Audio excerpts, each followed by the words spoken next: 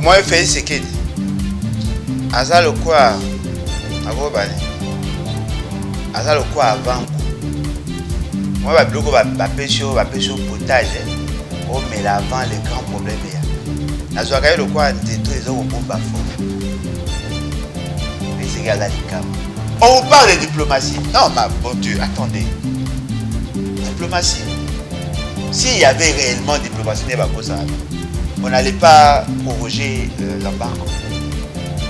Diplomatie. S'il y avait diplomatie, on allait voir une armée structurée d'un pays ami soutenir les opérations dans la partie Est. Avant la vidéo que Kenya Boya, Aya, côté la carte à Monisco. Ouais, bon. Avant la vidéo que l'Américain va y où en sommes-nous? Epimi 581 000 $. Où epimi à l'État pour soutenir le conseil alors que bon, que 40% de recette est reconnue. 40% de recette calculée qui est simple. Ceux qui vont payer 80 000. Mais bon, l'État a bimi ici pour soutenir le conseil. Il a dit 584 000 $. Quelle est l'attitude de la communauté internationale? Un pays qui a accepté Yakouyamba, Batou Boyaki Nabangwefa, Bisoto Yamba, Baïtera, au nom de la solidarité internationale. Obligé à Biso Yakoua à obliger. Mais pour aller, on va changer pour ça. Comment le fait d'avoir accepté des réfugiés et occasionner 10 millions de personnes? Est-ce que le pays c'est la seule politicien qui a na TV le bâtiment est en foot? Seul politicien à l'Oba qui a été en foot. Oui, mais moi, ça va dans ma Genève, voilà. Il y a franc-maçon. Il serait envoûté. Ils sont sérieux. Ce que vous avez dit, à niveau à vous avez dit, bon, au grand c'est là. Onenge balobaka soki okimi politique ekolanda ata na sani ya kolia to pe na mbeto ya kolala oyo likoloba. Je suis prêt à mourir pour Tolingi Zahir Liboke Moko. Lisanga Moko. Confiance, Mobutu, il était mon secrétaire attaché au d'un grand bloc.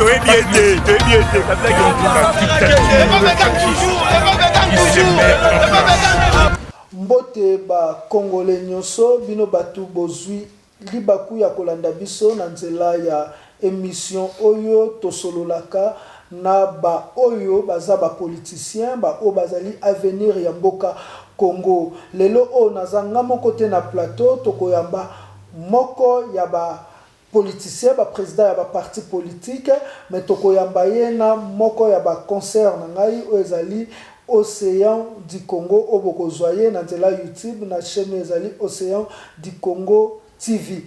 Déjà mbote Océan du Congo mbote mona mboka pe mbote na balandi nyonso bazolanda biso lelo na molongo mobimba tokozala bongo na président Ale Bolojwa Ebate tokosola Maïma Tel Ebate pe Maïma koleka la République démocratique du Congo atalisa biso pe makanisi na ye na maso makoleka mbote epana tokosolola ya mbote pesa invité na biso mbote tokosolola ba maye ba dossier belo eza na justice ba dossier ya Matata Mponyo François Beya Luc Mulopwe Papi Okata Yves Bouya Gauthier Sey oyo ba dossier ba plainte ba interpellation to ba justice ya République démocratique du Congo eko kende wapi dossier oyo congolais nyonso aza motema likolo dossier ya Est ya République démocratique du Congo o wapi M23 azo continuer toujours kobeta Congo tope Congo peso continuer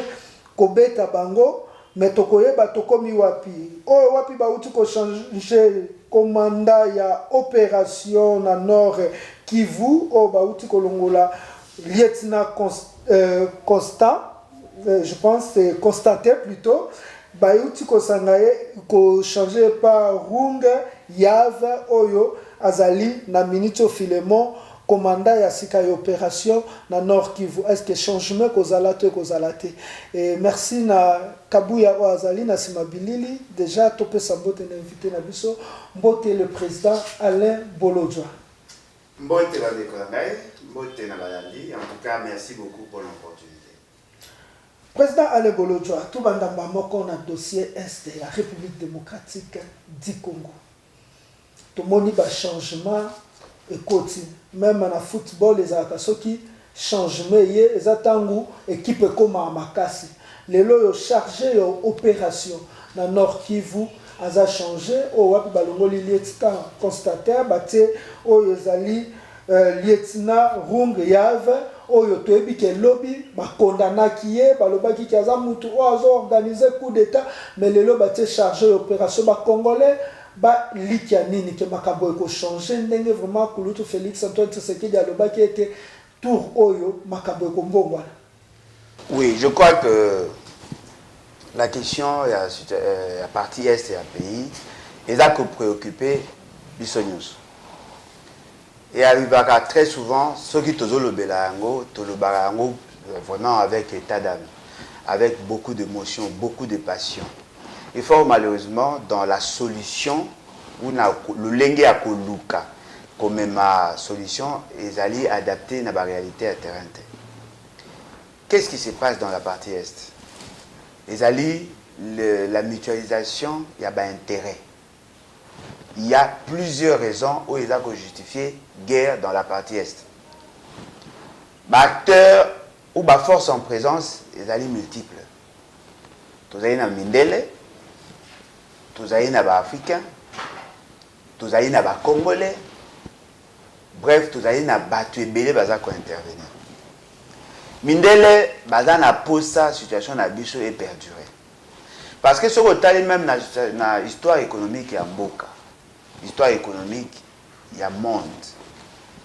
La grande crise que nous avons connue est due du fait qu'il y a eu une évolution technologique. C'est-à-dire que Mundele a compris qu'au regard de l'évolution de Makambo, il y a posa à matière première où il y a faciliter le développement technologique à Mbokanae. C'est en ce moment-là que tout le monde a dit téléphone est comme qui est belé, ordinateur est comme qui est belé, marque de téléphone est comme qui est belé, internet est bandit. C'est en ce moment-là que la guerre a commencé chez nous. Et la technologie wana et permettant qui peine à armes sophistiquées au niveau international et bima. Ce qui fait que le cola bango bazaki na posa à maîtriser les ressources na biso pour permettre leur développement technologique, par la porte, et par les armes. Parce que Mobutu a se constitué comme un obstacle. Va formater guerre. Mais dans cette guerre, il y a guerre n'engé ça de manière méthodique. Stratification opérationnelle, il y a une chose qui fragiliser Mobutu. Même problème na la santé, ça fait partie de la stratégie. Basali ba makamna bango malembe et ba fragiliser l'armée, ba fragiliser l'économie, ba passer embargo, nyonso baneko ça ezaki ma pap ba ko créer AFDEL. AFDEL yé longoli Mobutu, ba na Kabila, ba fandi na bo coordonner bango. Cette guerre est allée entretenir justement parce que la stabilité. Il y a au moins la guerre est allée saisonnière. Plus il y a un besoin criant, plus la guerre s'intensifie. Plus la monnaie qui est logo c'est-à-dire que le matière première, plus la guerre est vandaka. C'est-à-dire que notre guerre est allée dans la dimension est belée. Mais dans l'exécution, Mundela Lingasuko ya yemote. Akoma olugasko ba africain na ba congolais. Le quoi Kagame a présenté qui bango plan, il y a mise en œuvre, il y a programme il y a projet na bango. La PCI responsabilité, il y a ça là. Mais à ça là, on a Sima Museveni. C'est-à-dire que les deux acteurs au monde, Bangonde, Bamemela, Mundele, le Lengeni na Rosala pour que va atteindre l'objectif. Ce qui fait que la guerre est entretenue à plusieurs niveaux. Kagame et Museveni, Bayebi, Congolais, Bazaka faible na Katiamboka. Bakendaki, côté en contact, na Bango Basololi, créer AFDEL na Bango. Dès le lot, la situation est à coopérer. Et là, ça n'a pas ces années. C'est-à-dire que tokendaka kozwa bateau participer à la destruction et l'okouana participer à la plan pour que bango baya la solution. Ndeko nangai, au moins général au balongoli. Na o ya côté bango tout. Ouais, ce sont les généraux, les lieutenants général. bango tout mibale bazalaka ba bras séculier bazalaka ba exécutant ya vision to le bana ba travailler na ba wana Uganda na Rwanda bango tout ba bima na ba entraille ya ba wana. Est-ce que koza te pona ndenge balobaka ete malamu pono bundiselo ko fo yebelo ko ngo malamu bazuka ka bato ba yebi Uganda ba yebi Rwanda po ba bundisa bango bien pour exemple motuna o bato bele batuna ka pourquoi l'état de siège batinda kaka ba militaire o ba uta mingi na ba rébellion na ba groupes armés ya rébellion ba misu ba uta koto Équateur ba misu ba uta ezalaka pona nini idée ya liboso o ba développer ba lo barake la meilleure manière ya kobomba eloko ya kopesa ya moyibi c'est-à-dire que ce que oza na mwana moyibi pesaka ye biloko abomba po akoyiba te ma condition mpo ozala sûr que mwana wana aza na makanisi ya yo ntango mosusu mpe mwana wana moyibi oyo ya ye ezalaka baraison oyo ayibelaka eza raison oyo okanisaka te akoki koyiba ntango azozela kutu nde azwa lisusu mingi ntango ekokoma ebele nde mpo akima. Peut-être à Ibara ba $100, ba $200, ba 20 000. Mais tant qu'on peut bombisa emi, à calculer sur quoi, à confiance, non peut comme belé afin qu'aïba. Cela veut dire quoi en clair? Bateau de Tindarakuna, bazali bateau ba koma déjà na moi nyongo. C'est-à-dire que mutu mo wa salaka déjà loko moko boy na mutu. Devant mutu na ko kaisu ko lo bateau. Akolo na complexe. À cause de la reconnaissance, c'est-à-dire qu'il y a une dette morale. À cause de la mais à de l'autre côté. Tant que nous avons songa kai na vie na camp adverse. À cause de mon cher, tu es au bétabino. Vous avez une frappe na ba équipement c'est bétabino. Mouton a super information parce que à la connaissance. Ce que vous allez que mouton a sincère à 10 000 peut-être qu'il a bongoli mutema. Et vous voyez mais ce qui est sincère, c'est parce que moi, une formation, tout ça, dans le domaine de la criminologie, pour le barra déjà, qui a la master en criminologie, il y a ce qu'on appelle les agents doubles. Azar au sein, il a battu mi balai à la fois. Il est pour vous, mais il est aussi contre vous. Azar au service à Ouganda, mais au même moment, Azar au bagage service à RDC. Je vais prendre un exemple moins simple. Combien de fois Bomona Bemba a critiqué Ouganda? Bomona peut-être. Oui, point. Pour Ouganda, il y a Salaka Alliance. Il y a vivre ensemble. Dans la difficulté, au moment où il y a passion Bemba a critiqué Ouganda. Même MLC a critiqué Ouganda. Parce qu'il y a pas il faut d'abord que Moutouana a l'ongouane. C'est-à-dire que moi, personnellement, je considère que c'est vrai, tu as appelé Bilongi à Sikate, Bato à Sikate pour babandi à Moutila zéro. Mais il faut d'abord tout ça assez que tu exorciser. Tu l'ongo la batouane. Moi, j'ai une armée. Dès que mon armée dans la police, je me suis dit qu'il y a une opération, ça la kababilo. Signé un pacte. Bateau, bayara na bateau, bayara na bateau, ça va pacte.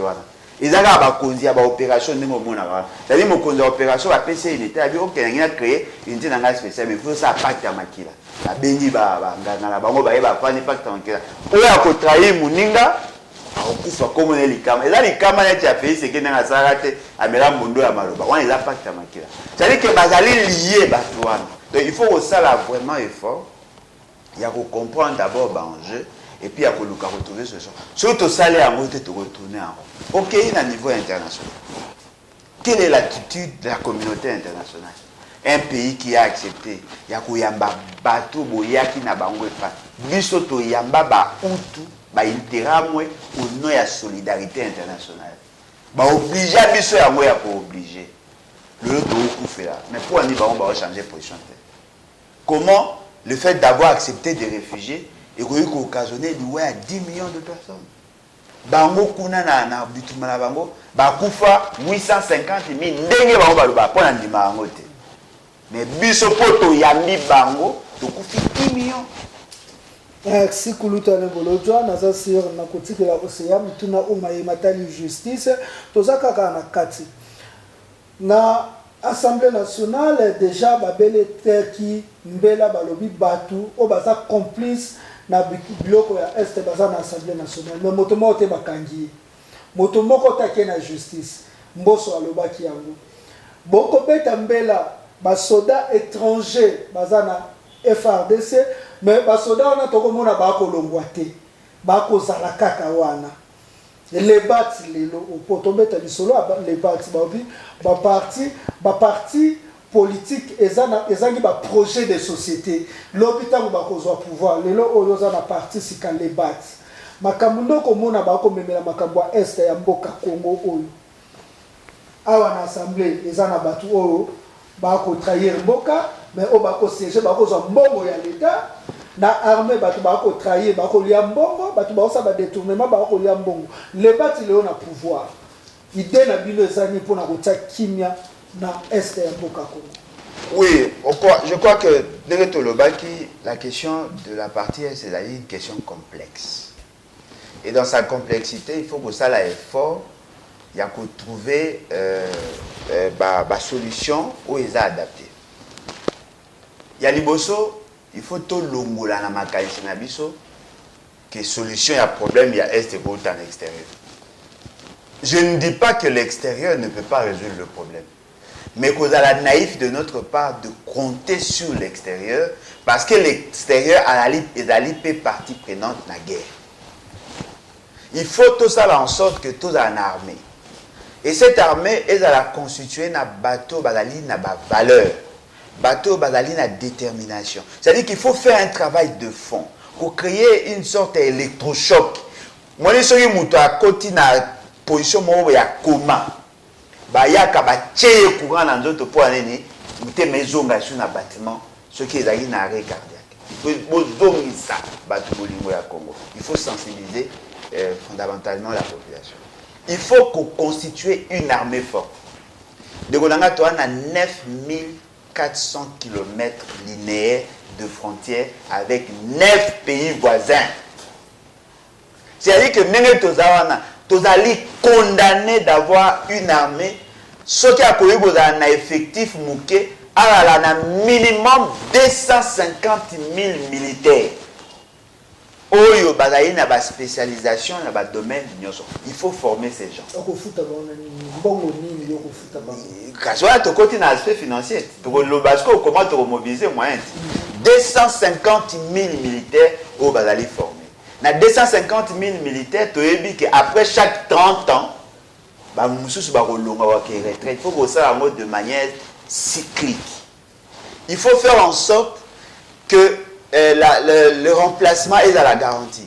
Il faut qu'on envisage la retraite. Il y a bateau bakende. Koyeba ke bako kufa. Boche mécanisme il y a renouvellement, il y a armée. Au-delà de ça, il faut faire en sorte que la population a la population militarisée.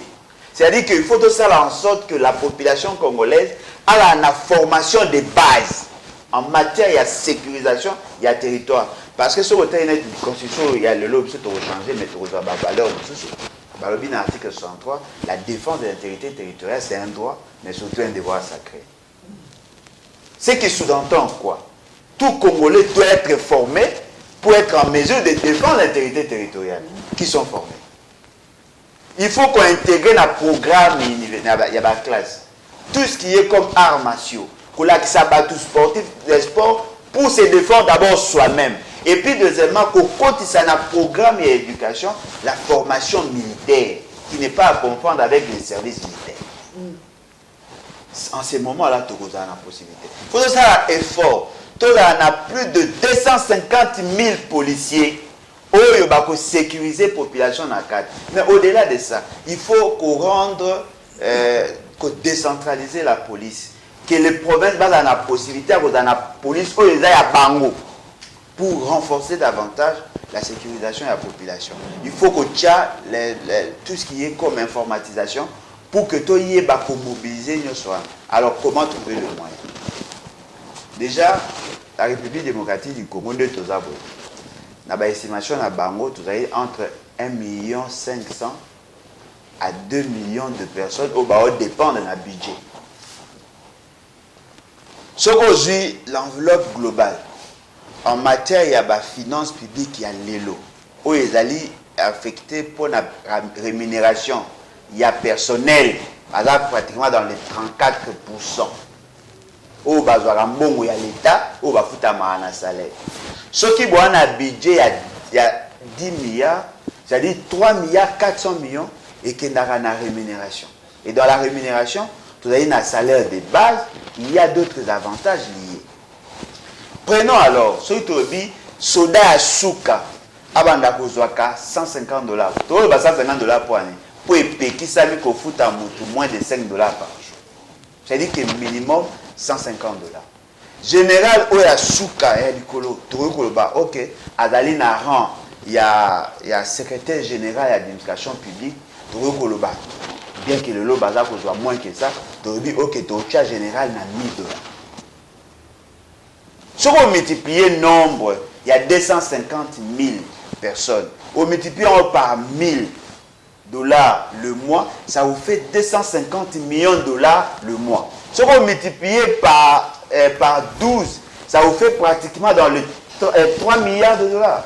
C'est-à-dire qu'il y a possibilité de mobiliser le moyen. Parce que plus il y a la stabilité, plus les gens produisent et plus l'État a de moyens.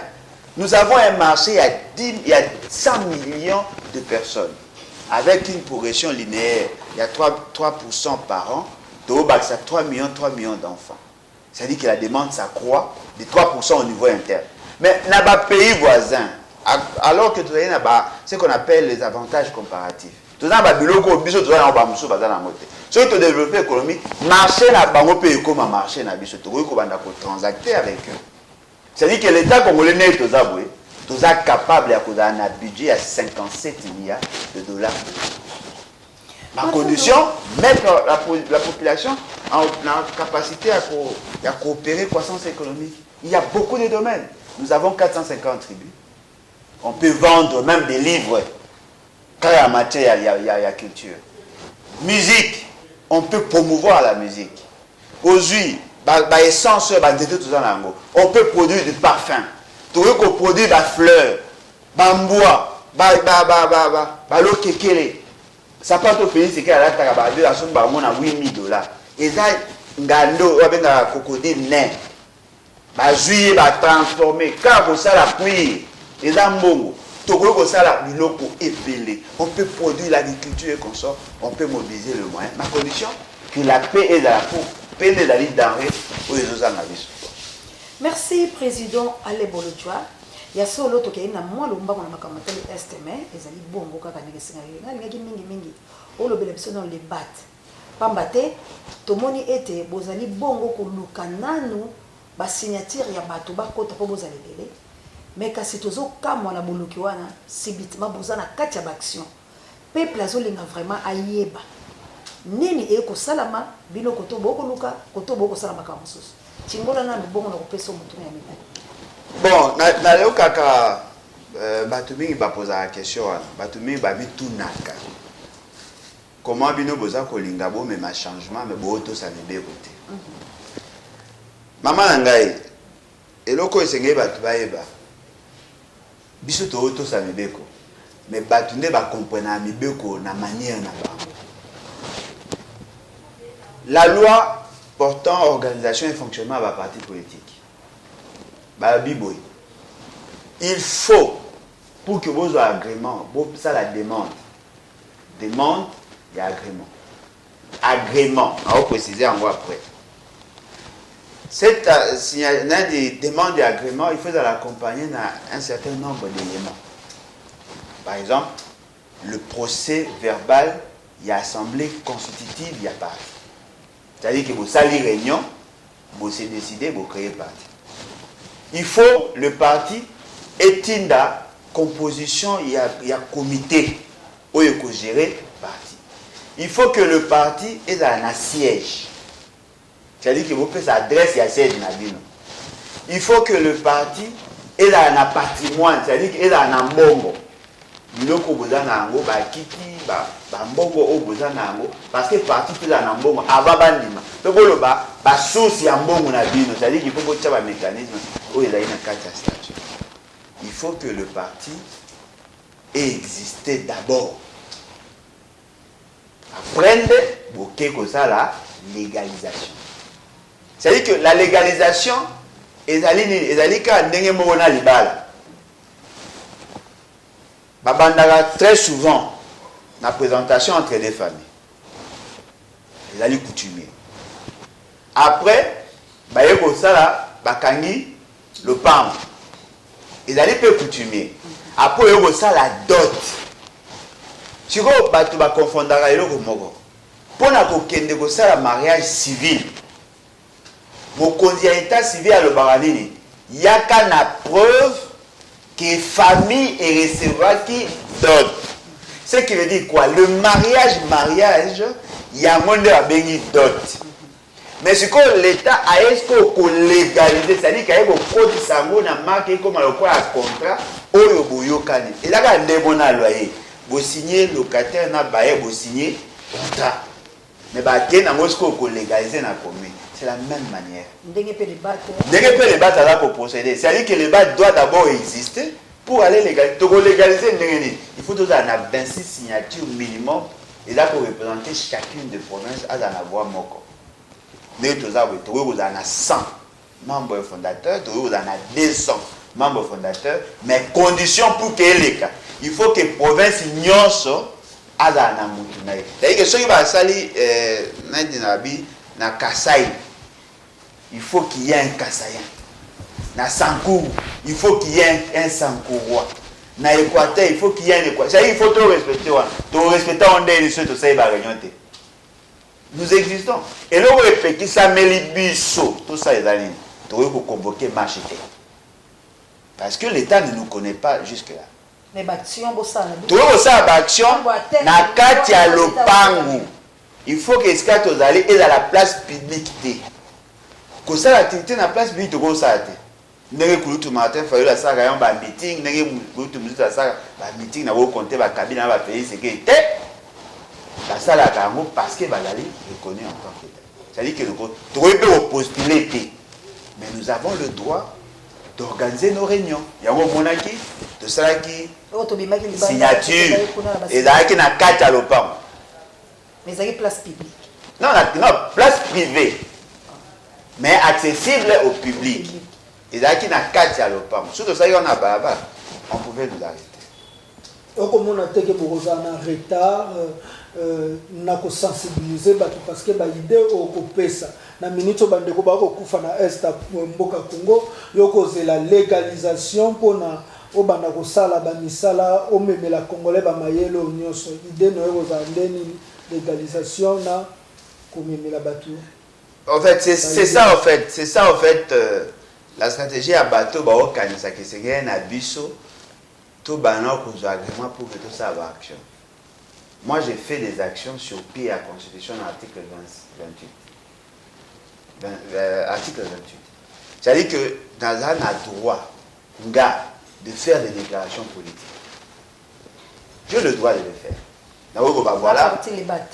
Non, moi, Alain Boja, je peux faire des déclarations. J'ai dit non, moi, je me reconnais comme membre à l'EBAT. Je fais une déclaration à lobby du Kamoko et le Kanango parce que c'est un droit consacré. Mais l'EBAT aussi peut faire certaines déclarations. Dans le sens que non, le débat a sa déclaration. Sur le plan sociologique, nous existons. Mais nous ne pouvons pas engager l'État sur certaines actions telles que vous savez, meeting et consorts. Voilà pourquoi nous avons considéré qu'il faut tout ça au plus vite. Tout un agrément parce que tant au l'État, je crains que tout ça arrive sur moi. Parce que tendance générale, ils ont dit que pour ça, fan autour d'une table. Avec tous ces criminels politiques, il y a beaucoup de peuple. Bicho toza kolinga tozala pour nous avoir la capacité à mobiliser la population. Tu peux remarcher pour na de marcher pour tout monde qui est situation et c'est pas si bicho que tu marcher. Voilà pour engager les battés, mais pour engager beaucoup de non, c'est quoi tu veux ça la moitié. C'est quoi tu veux ça mais si tu as un agrément tu as reconnu à niveau de l'administration, on le fait. Mais là, la procédure est agrément. Si tu as un mikanda à bicho, tu as un mikanda à parti, on a dit que tu as un mikanda à membre de manière individuelle. Chaque membre doit prouver que il faut avoir une certaine nationalité, il faut avoir une photocopie à carte d'identité, il faut avoir une attestation de naissance. Carte d'identité est gâtée? Non, carte d'identité, bon, tout va identité. Carte d'identité, il y a une carte d'électeur ou carrément passeport qui est aussi un document d'identification. Vous avez une photo passeport, vous avez un casier judiciaire, vous avez un élément, on a épelé, surtout ça un dossier à chaque membre, on a un dossier à partie avec la preuve il y a paiement. Au Européen, ça jusqu'à preuve du compte d'aller 5 000. Tu avocat à tout côté de la question. Si tu as commis commis, que non, voilà, tu as document la banque, tout, la certificat que tu as en ordre, automatiquement tu vas dans ça action. Attention, le ministre Apoyaka na na simako, je vais arrêter na. Ça c'est l'essai pour nous, c'est d'abord pour la récépissé. Justice na biso. Pour justice ya lolenge wana. Na makambo ya bo. Boko croire nango, ya nola non président.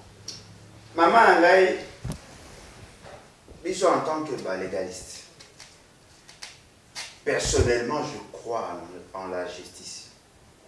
Mais je ne crois pas à tous les juges. Nuance ces alliés. C'est-à-dire que je crois qu'effectivement, la justice doit exister. La justice peut exister. Et la justice existe. Mais fort malheureusement, les juges ne sont pas assez crédibles. Pas tous, mais dans la plupart des cas. Mais quand on peut imaginer, maman, dire que la justice n'existe pas,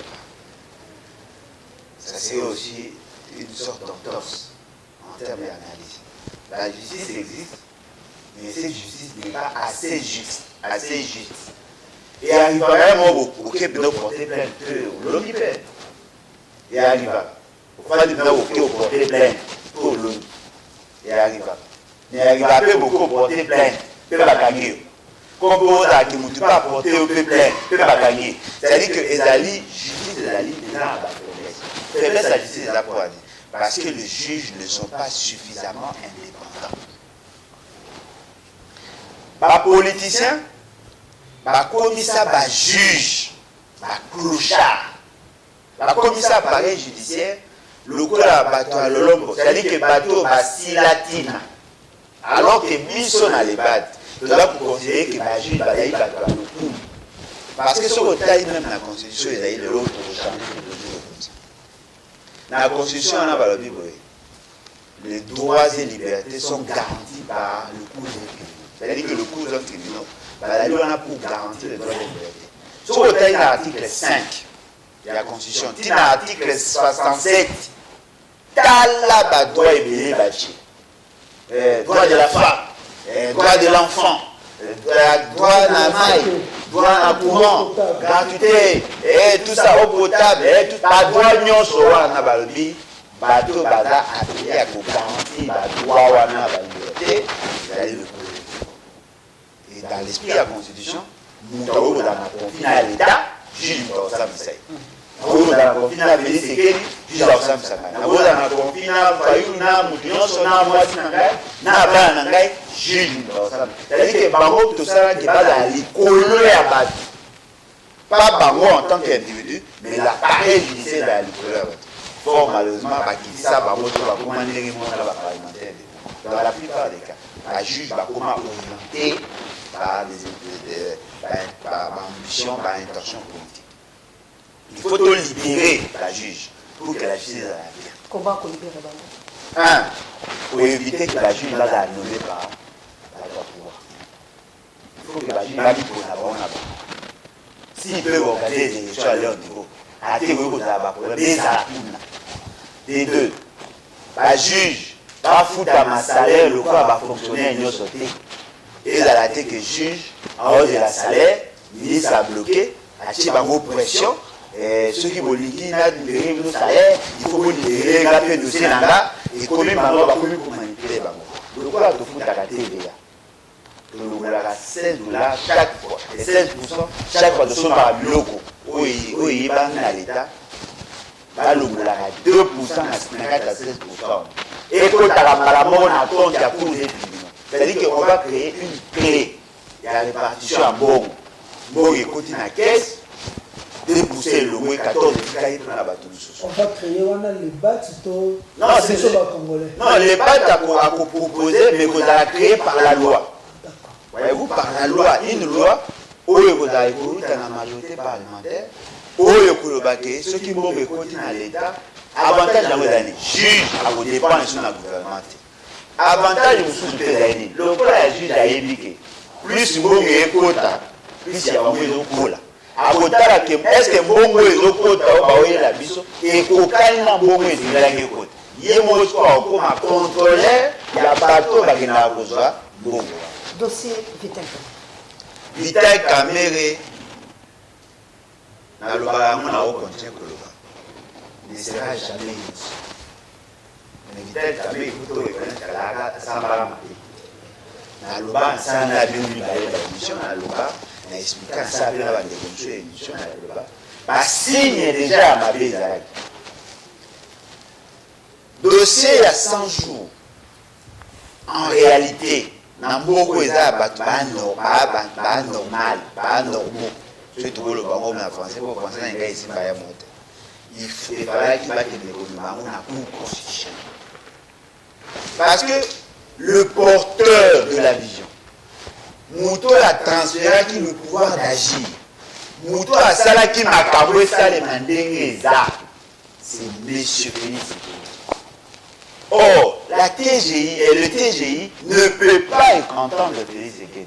Parce que Félix Sekedi a eu comme un privilège juridictionnel. Il n'a qu'un seul juge sur le plan de droit, c'est la Cour constitutionnelle.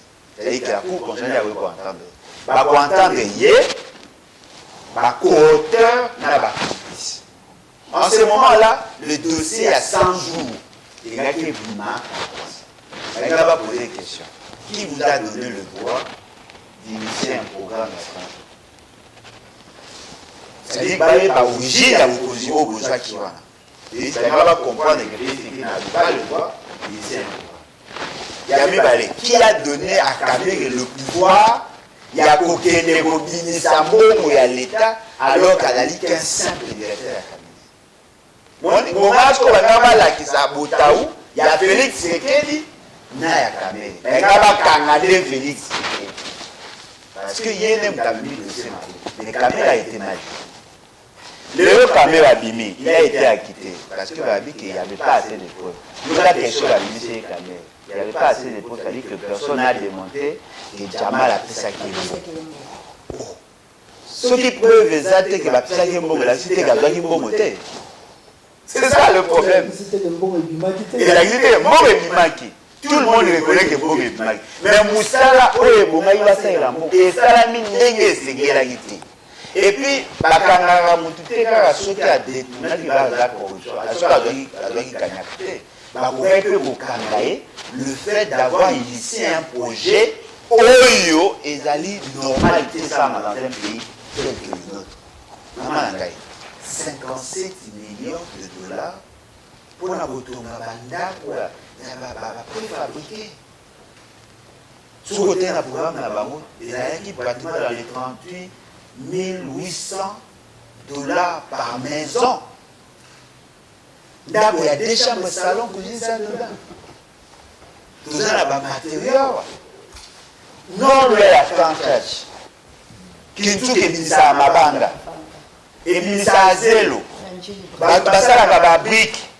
Bato basalaka batole. Tozala mabaya, tozala basete. Tozala main d'œuvre. Tofomaka mpe bana biso na construction tenga aosala construction. Tofomaka mpe bana na construction. Bayebi mpe misala bato ndako tofandi. Po batonga koza mudele komolete. C'est-à-dire que même pour ça, c'était déjà un crime économique. La salie s'en va aller. Vous savez pourquoi? Parce que Kamerhe a démonté à Félix Sekedi, même si tu avais l'intention de nuire à mes intérêts, donc, tout ce que je faisais, c'était sous la coordination de M. Félix Sekedi, sous l'autorisation de M. Félix Sekedi. Kamerhe a protégé Félix Sekedi. En guise de reconnaissance, a payé liberté. Boyoka Sangote va procès salama. Bakanga mutu po alobi ke mama pe aliaki. Mambo ya INC papi okata. Akanga ka ya kota koloka bimi kala mingi te beka ozonga lisusu. bakanga ye mpe susu bakanga ye mpo alobiki mama alia toyoka tomona te bafondation mosusu bazwi financement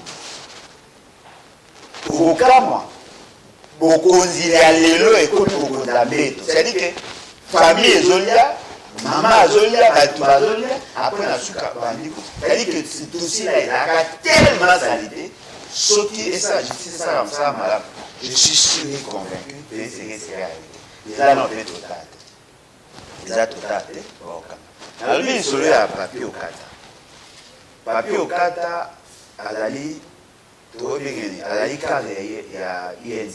Pardon, Président, si maintenant nous avons la justice, tu as anticipé pour répondre une fois pour toutes, les alaka tout à tour, on a pour mingi ko bakena minute. Tu ngai ko taper na mwana oyo ya elenge ya 12 ans, oyo pe bakanga kiye, bakondana ki 10 ans. Lelo na Serabimi, justice eko ko sala nini pour na elenge wana baliki mulompo. Alex ko ngawi, ba Yves Bouya, ba Pati, ba Jules Moniere, na moi makamuleka ki baike oyo bango tikino lelo basambi te lokola lik mulopo asamba te anere lokota ye ekei na ye na émotion na ndeko na kufa lelo batransféré na makala ba Gilles po baténoncer makambo ya Rwanda oyo azosala biso pe balobi bakoti déjà ebayike bali awa nde makambo nekei na kati ya justice ola pe matata mponyo pe bakondole lisusa ye pe makambo mazali bayike oyo okomona ki ezali malamu te François Beya pe na kati oyo asalaki coup d'état ekomi likambo afikaki matama bakambongo elongo yango sikoyo tolobi yo en tant que président ya debate na emoneli ya debate na emoneli ya citoyen congolais na justice lokola tokokende ozwa kaka na bakisela yo mwa eloko moko mpo to éclairé okundola nyonso mpo totangi vraiment eza ebele ya de balobaka na lopoto eza na kolia na komela na kati kuna soko okoti okomona kolia okomela na kati kuna tokaka kulutu Félix Antoine Tshisekedi aloba bakokanga lisu moto te mpona afingi mokonzi ya mboka nokoyoka badossier Yves Bouya bakangi na supe komi yo outrage tokolinga toyeba outrage eza nini kofinga eza nini na kati wana maloba mboka yo. Oui, ezaka na même angle wana ntango naoloba makambo ya papier okata en tant que militant ya MNC ya INC asiliki po Godin Poyi na kati ya kote ya na ye alobi ki bande de voleurs la présidence ezali le président c'est-à-dire le président azali entouré par bateau baoyiba na kati ya présidence mingi ezali makasi ezali bande ya voleurs ya bavoleurs présidence ezali bande ya bavoleurs matanga ekombo te ezaka ndenge balobaka libanga ebwakami na molili oyo akoganga ai elakisi ke atanga ekombo te paf bateme te ye nze batemi afingi mokonzi tout ça pede tout ça bandilambaka ataka couleur bafingi ye pardu dossier amemi contre papier okata akola arrêté parti na ye elobi boye soki bokangi ye bakoya kotya te l'église non l'église te na justice po bakanga akade nyonso ya INC c'est-à-dire quoi c'est-à-dire que tout le monde a compris que soki bakangi mutu na justice il faut koyize na influence politique po na politique nde epesaka injonction na justice ça il faut aussi condamner parce que cette pratique là soki babile droit mutu il faut bato baza solidaire botikaka bato baza innocent bakanga bango te. Ce n'est pas une bonne chose. Ce qui peut être coupable, politique à faire la canaille. Pour justice, il peut être protégé à la biso, pour ceux qui ont besoin de la canaille. Ça, c'est un fait. Moi, je soutiens partiellement Godin Poyi. Parce que Godin Poyi a sali une déclaration de Kalobi et la Ligue Camille. Mais la Camille, il va comme agiter. Et je dis aussi, je le soutiens pourquoi. Parce que nayebi que le président s'est constitué mingi na bamiyibi. Yoko bien le sous. okobanga te ke yo pe o Godin Poyi kutu président et Poyi. Oh. Nalobi que le président ezali conseil mingi na bamiyibi. Oui, pourquoi ezali conseil mingi na bamiyibi? Parce que nous avons assisté à un procès où Badia tomona na kati ya présidence bato bazwa mbongo ya l'État badetourna mbongo ya l'État maison civile côté esika boye côté toyebi mpo baloba yango chaque jour ntango olempo ya alobi yango en connaissance de cause en réalité moto onga apporte olempo plainte ezongaka sindika engeza soit pays serele déjà ya kabi aza membre ya présidence moi c'est ça la leadership eloko mosusu mpe ezali badekomi oyo bolobi wana neti Alex Kongawi bakangaka ye na dossier ya baenyele oyo asuka bakanga Alex depuis Kongawi 2012 azalaki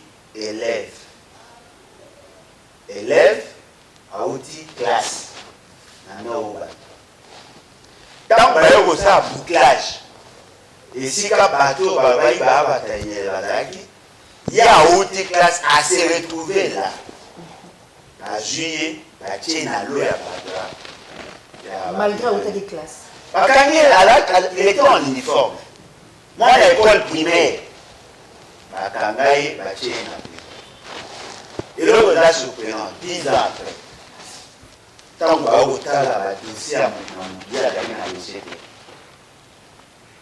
il n'avait pas de dossier oyo bakangaka ye na bomenyela quel magistrat oyo entenda ye oyo bayana ye bayoka ye te mpo anini parce que ntango baoyoka bato bazalaka impliqué na makambo ya enyele ezalaka na niveau ya cour d'ordre militaire et l'enfant ne pouvait pas répondre devant un magistrat militaire parce que la mineur ce n'était pas son juge.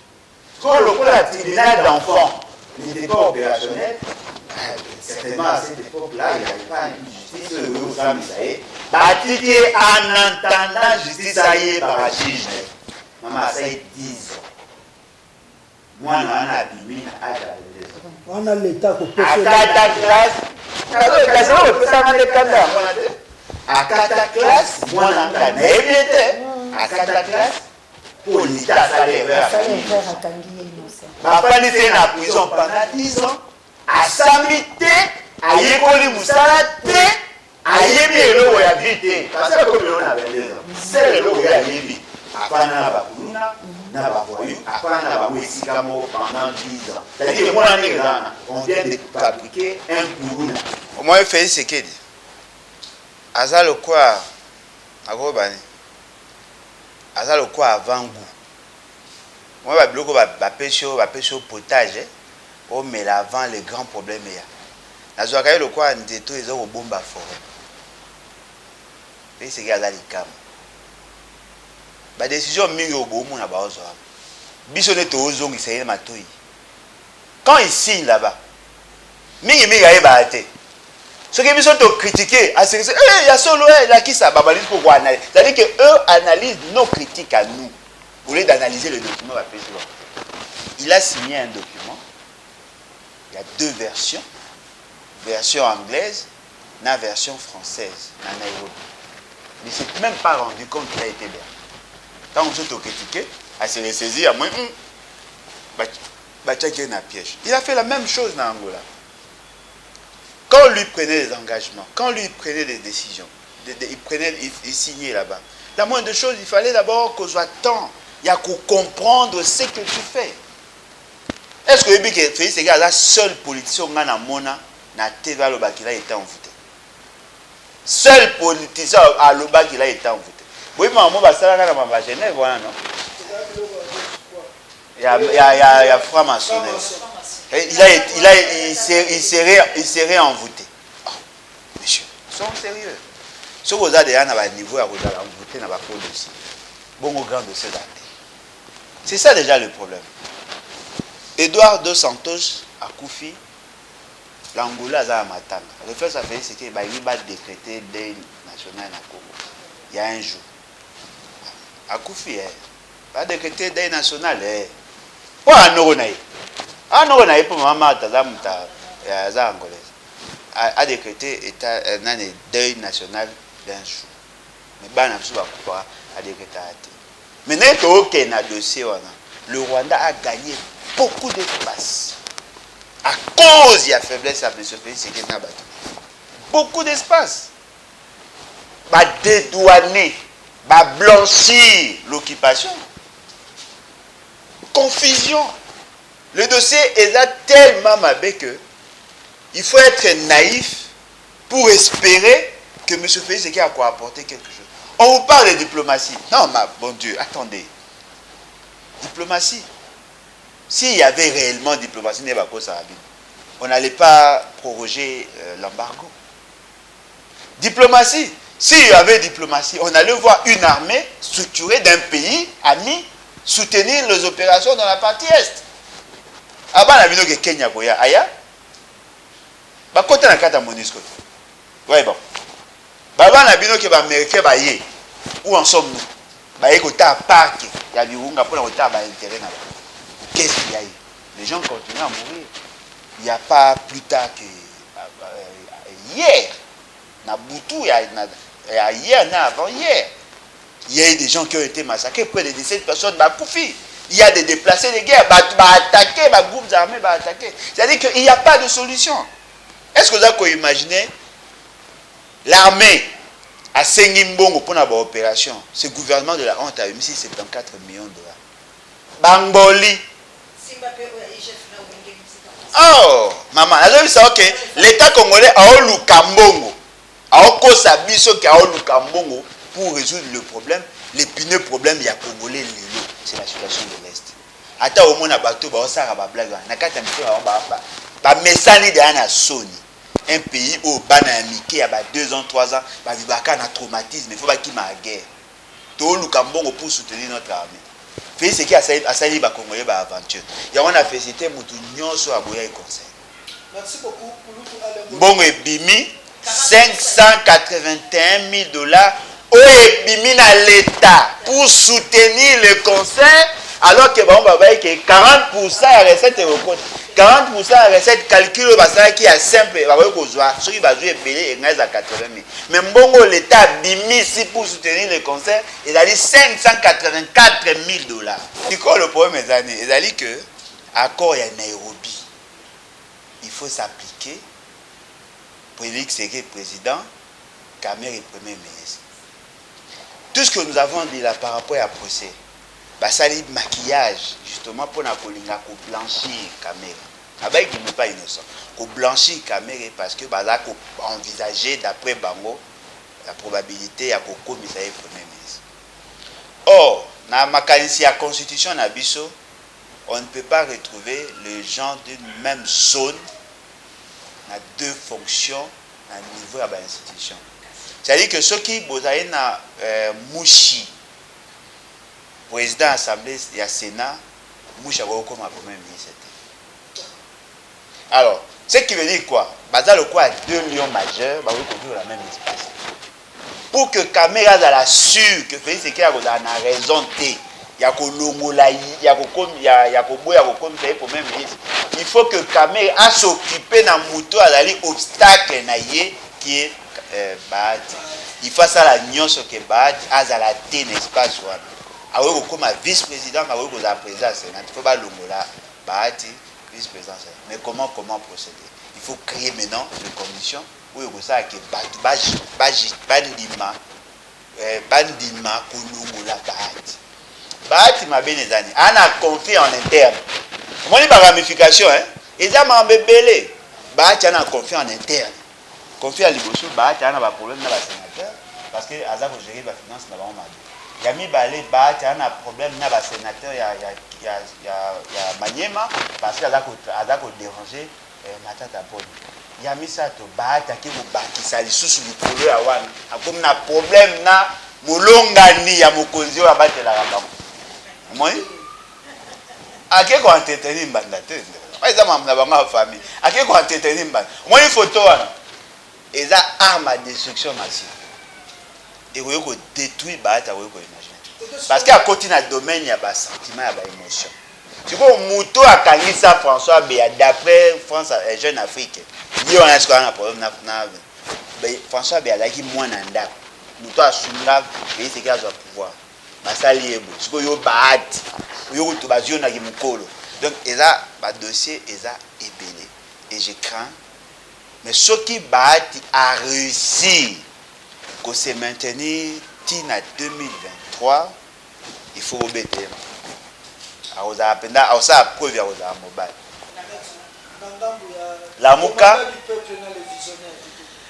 la muka je crois que bino tout boyebi nasala ki effort ya kosala médiation pour na kolinga ko réconcilier ba kulutu mibale peut-être na choquer ba tout lelo peut-être moi Alain Bolda né naza siko après analyse na souhaiter que